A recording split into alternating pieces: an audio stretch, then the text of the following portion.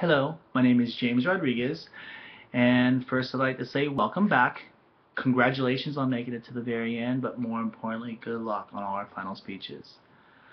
It was almost 9 when we arrived at Hoag Hospital with a critical, acute, 45-year-old intoxicated male complaining of chest pain times 2 days radiating to his left shoulder with a description as sharp.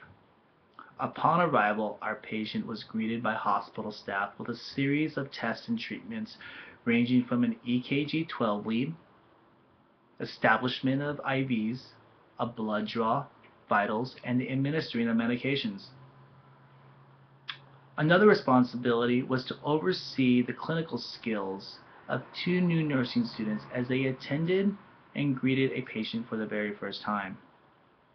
Upon greeting the patient, a slight hesitation was noticed by student A, as he then realized this was no longer a simulation drill, but a real acute medical situation. Student B, on the other hand, was more at ease and comfort as he assessed the patient for onset, provocation, quality, rate, severity, and time. At that moment, our patient was diagnosed as having an acute MI and transported to cath lab for further treatment. It was only then that student B stated, "Thank God for my experience as an EMT." According to EMS, otherwise known as emergency medical services, EMTs provide out-of-hospital acute medical services and/or transport for patients in need of medical help. Today I will inform you on the various reasons why attending and participating in an EMT program will only enhance your student nursing experience. As with any occupation, one needs to fulfill the basic requirements established by their respective field of study. As an EMT, one has already fulfilled the general requirements also required by the National Board of Registered Nurses. This prior knowledge will allow he or she to put more of an emphasis and time in subject matters not very familiar to the student.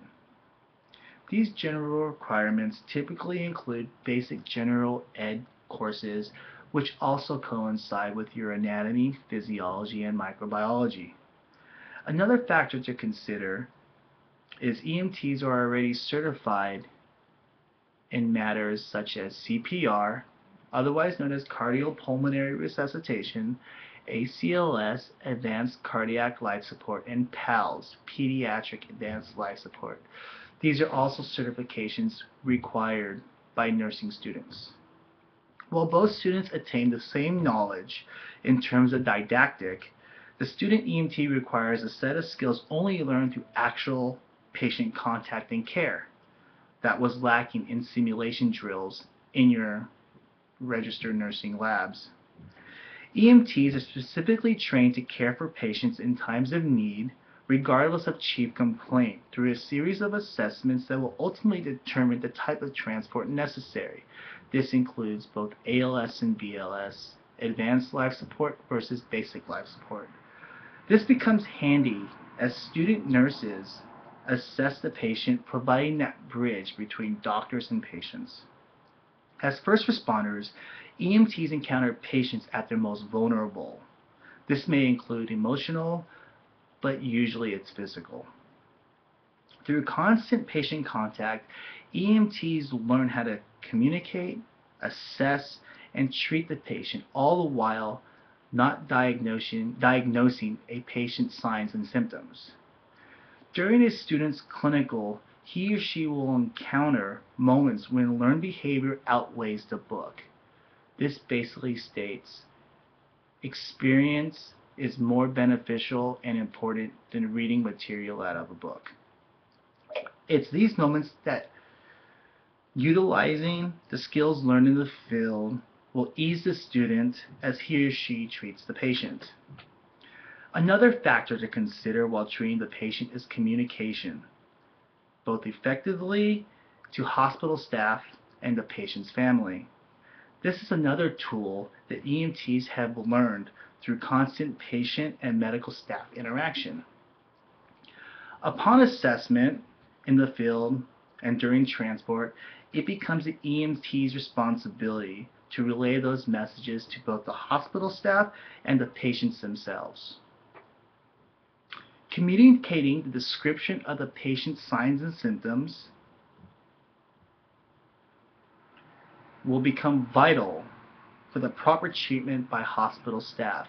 This includes environment and what the patient was doing at the time of complaint. This is also a learned response by most EMTs that will only enhance the experience of the nursing student. Other forms of learned communication skills that are also utilized in both fields are the proper use of medical terminology. Although not necessary, medical terminology becomes important when communicating with doctors, nurses, and hospital staff. Through the understanding of medical terminology, one can then put forth more effort into other fields of study as well, not familiar to the student. In conclusion, as we have seen, EMTs provide a service that most nurses also provide, but on a more basic level.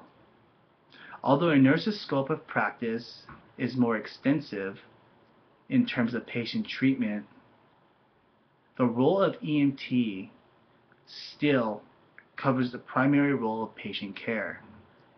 That is patient care. While working as an EMT, one will have learned the basic foundations that is also expected of a registered nurse. For those prospective students interested in becoming registered nurses, participating in an EMT profession will only expose and enhance those students to the realities of a nursing student and that of the patient. Another factor to consider is why not become an EMT? Most schools are impacted and the wait list is 2 years, so why not enhance your perspective and gain that experience to further your nursing experience? Thank you.